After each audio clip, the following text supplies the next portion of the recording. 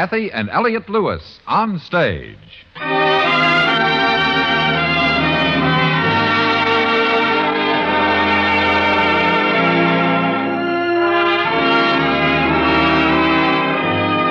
Cathy Lewis, Elliott Lewis, two of the most distinguished names in radio, appearing each week in their own theater, starring in a repertory of transcribed stories of their own and your choosing.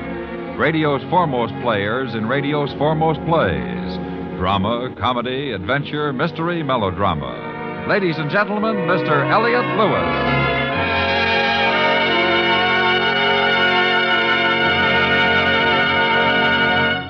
Good evening. May I present my wife, Cathy? Good evening. A thief and his money are soon parted. What was that? A misquote. It should be a fool, but I want to explain something about tonight's story. Which is called Dig the Thief, and is about a man named John Digby, played by you. And his adventures in the state of New Mexico with a lovely girl named Cecily, played by you. The script was written by Morton Fine and David Friedkin. And, as a matter of fact, there are several thieves involved. I'm not the only one. But to find that out, we dig the thief.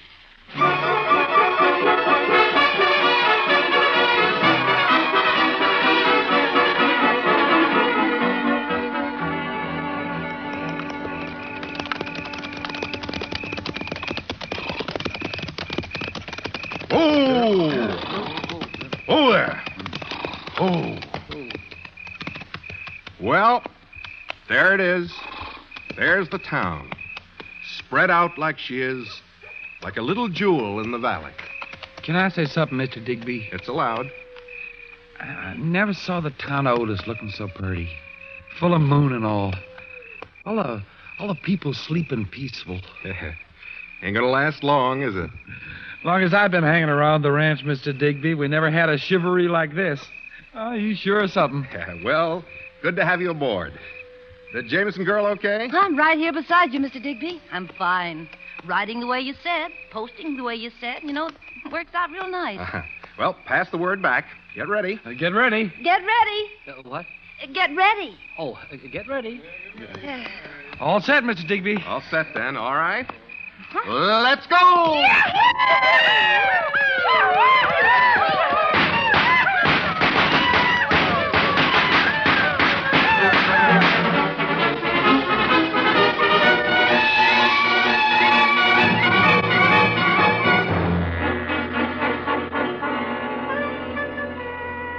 Come and sit by my side. If you love me, do not hasten to bid me adieu, oh, adieu. But remember the Red River Valley and the cowboy who loves. All right, all of you. I posted bail for you. You can get out, go home. You can get back to the ranch. And you, Digby, you can drop dead. What did I do? He didn't do anything. See? You've been chewing loco weeds, Digby. What are they? You take a bunch of guests from a dude ranch. You shoot up the town of Otis. What do you... Use blanks, Mr. Conal. You told I me... told you to take the guests for a moonlight ride. I told you no hanky-panky, Digby. I specifically told you. I remember saying it. I can recall you were leaning up against the corral fence, chopping on a straw and covering up the turf, and I told you... Yeah, now I remember. Mr. Conal. You're fired. Mr. Conal, when you hired me to take charge of guest relations, you said I could have a free rein. You impressed me with the importance of recreating the Old West. I also told you no hanky-panky. Well, that's the kind of hombre you are. Noted, Ferd. Okay, Mr. Conal. 3 days I worked for you, $15 a day. That means you owe me $5. Your bail was $50.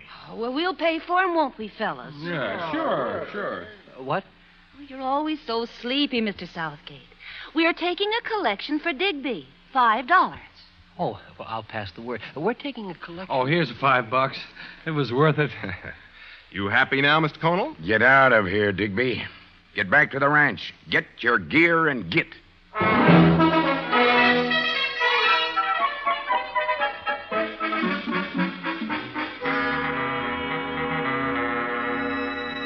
As I was walking the streets of Laredo.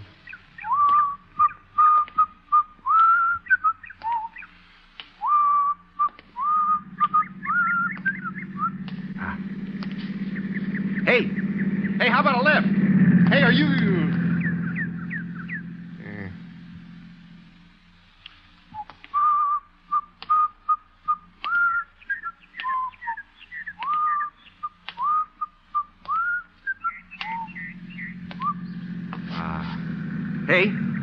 Hey, you're going my way. You from the ranch? You betcha. Get in. You can sit up front with me. Oh, that's fine. Thank you. My feet, walk. Begin to think this ride would never come. Oh, I'm sorry. I was a little late leaving the hacienda. Oh? Ask you a question? Sure. What tribe you come from? Apache. Left the reservation last year. How's tricks? Can't complain. What are you doing now? You know. Yeah. Took up a trade at the reservation school. Learned how to drive a Cadillac. Got a job. All the boys are doing that now. Mm-hmm. All the boys still wearing long braids like you? Oh, that's Mr. Ramsey's idea. For local color. You know how Mr. Ramsey is. Mr. Ramsey? How he is? Oh, well, sure. Sure glad I caught you, else Mr. Ramsey would have... Well, you know. Oh, had you biting dust, eh? What's that? You got a cigarette? If you like cork tip. Yeah, sure. Here. Yeah, thanks.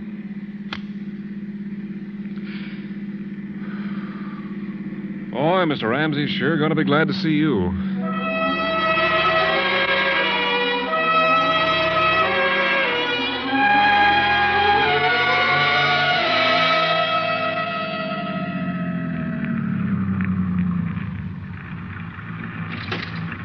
Just walk right up there into the house.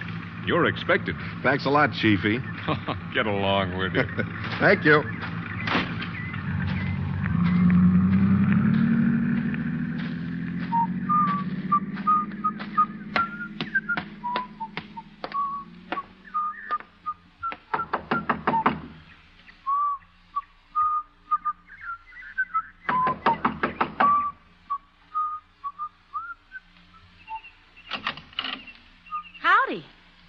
Oh, howdy. Please come in. Mm-hmm. I'm Cecily Ramsey. Of course. How's Mr. Ramsey? Fine. Dad and I just came in from a gallop. He's tethering the horses. Dad's tethering them? He never lets anyone else do it. Well... Well, what? Well, I hope I'm not interrupting anything. Oh, no. Oh, what's the matter? Why are you staring at me? I'm sorry. You're not the type, that's all. Oh. Please don't do that. It scuffs the rugs. Sorry. No, you're not the type at all. Well, I've had the virus. Fellow who goes around digging in tombs like you do. What? I guess it's silly of me, Mr. Honeywell, but I expected someone, dusty. And with a pith helmet. Oh. Don't do that. The rugs. Yeah, I'm sorry. You're the most bashful archaeologist I ever saw. Oh? Well, we don't come up very often, that's why. All this sunlight. Phew. Must be very interesting work, though. Oh, my, yes. Digging up artifacts. Well, that's the best part. Oh, you and Dennis will get along just fine. Dennis? My fiancé. Daddy wrote you about him, sure. Oh, that Dennis. Oh. Yeah, Dennis. I can hardly wait to meet him. Is he here? He's flying in. Dennis is flying in, is he? As soon as he heard. Oh. About the pots. Oh, of course. He'll be here the first thing in the morning. You two will get along Well, he's so very interesting. Like you. Oh, well, sure. That's because he's in Archaeology. Sure. Oh, he's just a student. He's at Harvard, you know, majoring in archaeology, but he's having such a difficult time. Oh. You know, this is the second time he's repeating Assyrian Tombs 1. Well, no wonder. That's the hardest part. Oh, uh-huh. Cecily, where are you? In here. Look who's here, Daddy. Well, hello, young man. Howdy. Good, very good. You're Honeywell, aren't you? I've made arrangements that Mr. Honeywell take the spare suite in the West Wing. Good, very good. Now, you run along, Cecily. Mr. Honeywell and I have a lot to talk about. Oh, we were having such an interesting conversation. Isn't he the youngest archaeologist ever? And with such a reputation? Yeah. Don't do that to the rug, Honeywell. Oh, sorry. Run along, Cecily. You'll see Mr. Honeywell at dinner. Bye, Mr. Honeywell. Yeah, bye, ma'am. Well, Honeywell, let me take a look at you. Yes, sir. Sir, indeed, sir. You'll do fine. Now, look, Mr. Ramsey, my time's pretty valuable. There's digging to be done. You'll do fine. Yes, sirree, yes, sirree. Archaeologists come high. Expensive education, supplies, pith helmets and all. I wrote you in the letter 10%, didn't I? 10%. Well, yeah. I just dropped in today to tell you it wasn't enough. All the way from Chicago? Oh, I was passing by anyhow on my way to Pultepec. Inca country, you know. Okay. Make it 15%. Ah, well, that's a lot better. Come on, I'll show them to you. This way. You betcha. There. Well, what have you got to say? I hardly know. I thought so. Stunners, aren't they? All three. Have you ever seen better examples of prehistoric Indian pottery in your life? Hardly ever. Those pots are 4,000 or 5,000 years old, wouldn't you say? Ooh, give a little, take a little. Without a crack. Well, they really built them in those days. I think we can get 10 grand apiece for them. Yeah. 10 grand sounds fair, especially since the ceiling's off. Huh? Which one do you like? Who cares? Oh, that middle one's my favorite. Black buffaloes, too. Who's he? The Indian boy that made them. 4,000 or 5,000 years ago? Last Thursday. Now, remember, my daughter thinks they're yours. You shipped them ahead. That's the story, in case anyone asks. You mind if I ask you a question, Mr. Ramsey? Well, how else are you going to know? Who's going to give you 10,000 apiece for last Thursday's pots? Have you ever heard of Harvard boy? Dennis, your daughter's fiancé? Loaded boy. And I'm the archaeologist who's going to tell him they're worth 10,000. He worships you. Why, that boy rocks himself to sleep reading your pamphlets. Yeah, but these pots are phony. They fooled you, didn't they, Honeywell? Well, flash judgment. I didn't put the calipers on them or even, phony. Yeah, well, these Harvard boys haven't got your ear. And Dennis is loaded, huh? 4 million. And he ain't real bright. He collects old crocks. Still, he's my intended son-in-law. I shouldn't speak too harshly. He's a fine boy, great swimmer. Always swims underwater. Remarkable. Mm-hmm. And you're going to swindle him out of $30,000? We are. You and me. For 20%, I am. Listen, I found out about you. You've got a good reputation, but you haven't got 2 shovels to rub together. Take it or leave it? I'll take it. Fine. Well, what time's dinner served, Mr. Ramsey?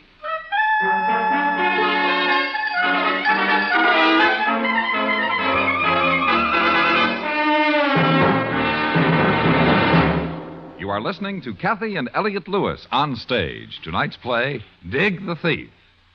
In your town, in the next town, across the nation, you'll find the Red Cross. But the Red Cross is above and beyond all boundary lines, for it is infinite in its scope. In time of hardships, epidemics, floods, fires, the Red Cross is the symbol and soul of humanity. You are part of that symbol because it is the money you contribute that enables the Red Cross to continue its great work. Answer the call, and humanity will answer you with gratitude.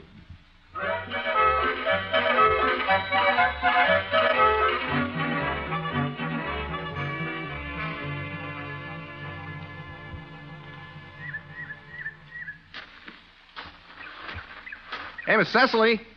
Hi. Hi. Hi. Good morning. Good morning. What are you doing out here so early? Scanning the horizon. Where? Any place, the whole horizon. For Dennis. He's arriving this morning. He flies, you know. Oh? His own plane. He'd be furious if he knew I was scanning for him. Oh? He doesn't like people to watch. Swims a lot underwater, you know. Well, things like that you have to respect, Miss Cecily. Why don't we just take a walk, work up an appetite for breakfast, see the haze on the gorse? You know, walk. I'd love to. Let's. Uh-huh. What should we talk about? Pick a subject. Antioch. Who? Antioch. Dennis was telling me about the remarkable work you did there. It must be so fascinating working in those old excavations. Well, there's no excavation like an old excavation. Dennis always says that, too. Well, he must have read it in one of my pamphlets. That was the title of one of your pamphlets, don't you remember? Oh, Miss Cecily, let's not talk about old ruins. Let's talk about you. Why? I'm really nothing. No, very... I must tell you something. It's amazing, and perhaps you won't believe it, but it's true. When I dug up the sarcophagus of a wondrous and beautiful Egyptian princess... No, don't walk. Stay here. I really must tell you about it. All right. On her tomb was painted her portrait. Unbelievably beautiful, with a serenity almost goddess-like. The first time I saw you, I said to myself, Princess Osiris of the seventh moon. You want to wade? What? Let's take off our moccasins and wade. That's just what I've been trying to say, Miss Cecily. Let's take off our moccasins and wade. Now, isn't this wonderful? I haven't had a cold foot bath before breakfast since Antioch. You better hold my hand, Mr. Honeywell. Rocks are slippery. Oh, fine. Thank you. Yes. Oh, isn't this wonderful? Dennis never goes in here with me. But you love him anyhow, don't you? Very much. Why? He's sweet. He's charming. And really, he's only bashful when other people are around. When Dennis and I are alone... Don't tell me about it. He's a very gentle boy, that's all. Mr. Honeywell? He really... That's Daddy. Yes, I know. Mr. Honeywell! Here we are, Daddy. How did he get you in that stream, Cecily? It was my idea, Daddy. What's the matter? Get your shoes on, Honeywell, and come with me. You ought to try this, Mr. Ramsey. I was just telling your daughter. When I was in Antioch... You heard what I said. Get your shoes on. Something's happened, Mr. Honeywell.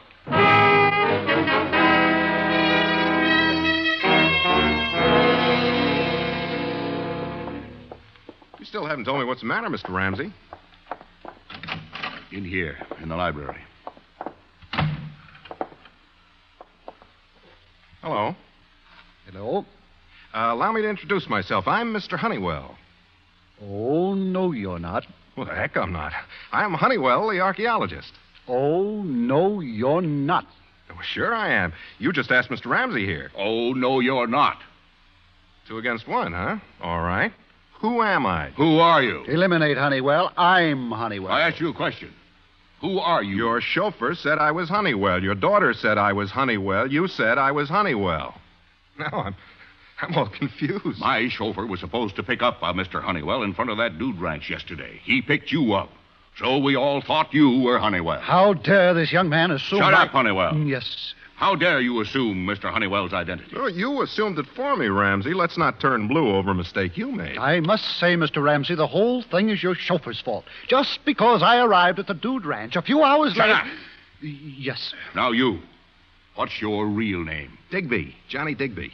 And you're Honeywell, the dishonest archaeologist, huh? I won't be called dishonest. Your profession's robbing graves, isn't it? They're very old graves. Nobody wants them anyhow. Well, all I can say is you fellas have got yourselves in a bind.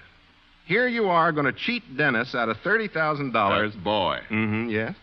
Stop at the kitchen and have the cook fix you a real chuck wagon lunch. Then blow. A real big bind. And here's $50 for your trouble. That all right with you, Mr. Honeywell? I don't care if I never see you again, sir. But think what would happen to your reputation if I went out and spread it around among your buddies of the shovel that you were party to a fraud. That you verified that last Thursday's pots were old Indian relics. How about that, huh, Mr. Honeywell? I really must go, Mr. Ramsey. Hey, now, wait a minute. This young man is perfectly right. Now, listen, Honeywell. We had a deal. Those pots in the closet were supposed to be your pots. Dennis will take your word for it that they're authentic. $10,000 apiece. You can't run out on me now. Really, Mr. Ramsey. Really what? Really, I must go. Hello, Mr. Ramsey. Hello, Mr. Honeywell. Name's Digby. boy. Johnny Digby. A flat fee. $1,000. Listen. Yeah, now, come here to the window. Plane overhead. Get away from the window. Dennis don't like anybody to watch him. Dennis don't, huh? What were you saying, Ramsey? A flat fee. $1,000. Last night you offered me 20% of $30,000. I offered that to Honeywell. Who am I? How are you, Mr. Honeywell? Very well, thank you. I'm just fine. I'll take $6,000, please.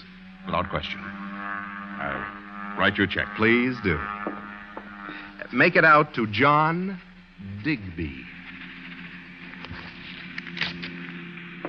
Here you are, boy. Ramsey. Yes? You signed Honeywell's name to the check.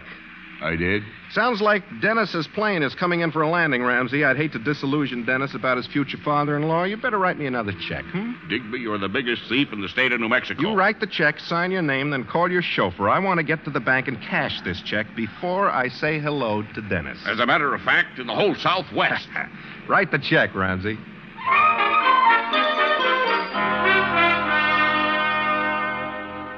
And this is Dennis. Put her Put her there. I'm so sorry I wasn't able to meet you at the plane, Dennis, but I had to stop at the bank. Mr. Honeywell. Oh, yes? Mr. Honeywell. Oh, yes? Gee. No, don't mention it. Oh, I must. Your last paper, the one on the Ptolemies of Egypt. Yes, it had a certain style, didn't it? The way you just looked at that sand dune in the middle of the Sahara and made an X on the sands and said, dig here. Oh, that was the most... Well, has everybody met everybody else? They're talking. Oh, sorry. Well, when Mr. Ramsey, my intended father-in-law, Dad-to-be... My boy. When he wrote that you would be here expressly to meet me, oh, well, Well, what, Dennis? And when Mr. Ramsey, my intended father-in-law... Dad-to-be. Of course. When he told me that he was interceding in my behalf and that the pots could be bought for only $30,000... Oh, your dad-to-be drives a hard bargain. Of course, you know I would have paid twice that much. Mr. Honeywell, may I see you for a minute? What for? Well, if Dennis feels the old pots are underpriced, we don't want to take advantage of you, that's all. No. My pleasure. I know they'll be in good hands. We're going to have a place in New York. We've got a spot in the living room for them. A niche, Cecily, a niche. Oh. Daddy's been keeping them from me. I haven't seen them yet. Well, Dennis? I guess now is as good a time as any. Well, let's take a look, Ramsey. Right. This way, next door to the sunroom. Mr. Honeywell and I made a display. Well, Dennis, my boy, what do you think? Oh, my. Oh, Dennis. They're lovely. You feel that quality, Dennis. Oh, my. Wait till my friends at Harvard see these. Yeah, we keep them away from the hasty pudding boys. And only $30,000. Oh, I feel like a thief. If you've forgotten your checkbook, boy. Oh, no. No, I brought along a certified check. For $30,000? Of course. Made out to Mr. Honeywell. Oh, good. Here. And thank you so much. You're quite welcome. Honeywell, what are you doing? Dennis? He tore up the check. Oh, it was too good to be true. Dennis will pay you any price. Well, these two kids have got to fill their niches, Honeywell. Dennis. Yes, sir. Will you go 40,000? Yes, sir. Honeywell, 40,000. Take it or leave it. Cecily. I hate you. Oh, I don't hate you. What do you want? Cecily, I think you're one of the loveliest young ladies I've ever met. How much do you want, Mr. Honeywell? Nothing. Oh, no. I don't understand you. I don't understand him either, Cecily. All the trouble he went through digging out these perfect examples Cecily, of... What? They're yours. A wedding present. From me to you. Oh, I can't accept them. No, of course you can't. I'm going to be your father-in-law, and I say you can't accept them. It's impossible. Cecily, You're a very sweet man. I want you to have them. Yes. I'd like to kiss you, Mr. Honeywell. I wish you would. Well, thank you. Bless you both, my children. This has been the most touching day of our lives, hasn't it been, Dennis? Mr. Honeywell. Yes, Dennis. You're a very superior man.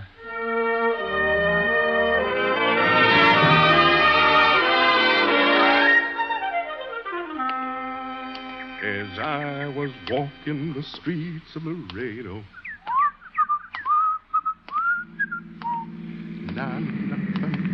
Hey, how about a lift? Oh.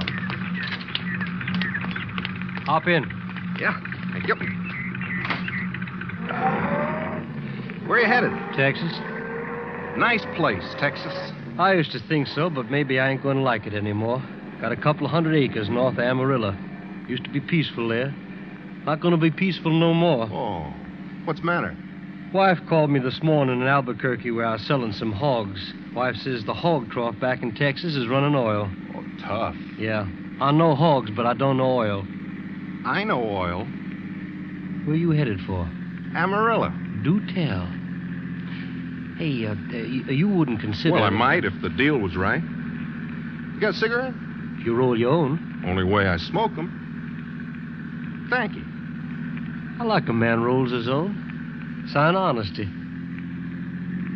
We ain't going to have any trouble. None at all.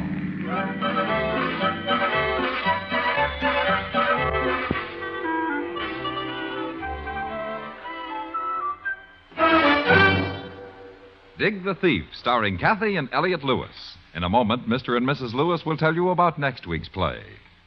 When is a man not a man? Why, when he's an institution, of course, like Bing Crosby. And when is a Thursday not a Thursday? Well, for loads of Crosby fans, it wouldn't be Thursday without the Bing Crosby Show. Fortunately, all of us, we have no such problem confronting us this Thursday.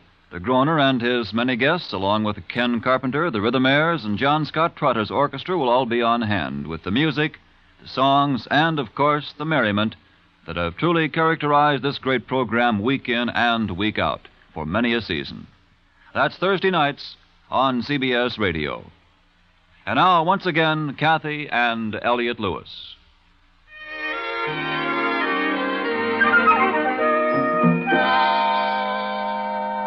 What did you do when you got to Texas? Well, maybe in about 6 months, I'll tell you. If Morton Fine and David Friedkin can be prevailed upon to continue the adventures of Dig the Thief. Tonight, while in New Mexico, John Digby was shrewder than my father, John McIntire, my fiancé, Lee Millar, and the legitimate archaeologist, Hal Gerard. While the same Mr. Digby got fired earlier in the play by Ken Christy because he shot up a town with the help of Ge Pearson, Byron Kane, and Bob Sweeney, who was a writer a few weeks ago. Next week, we're going to do a new adaptation of a story you all know about, but if you're at all like Elliott and me, don't remember very well in its original form. It was written by Frank Stockton, and it's called The Lady or the Tiger. We'll be with you next week. Until then, thank you for listening, and good night. Good night.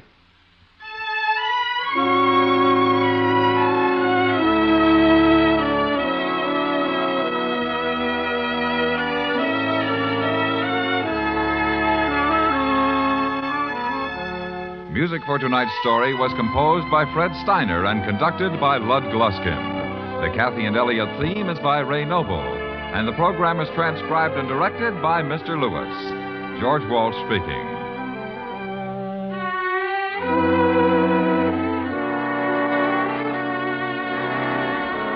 And remember, for music and song, join Vaughn Monroe Saturday nights on the CBS Radio Network.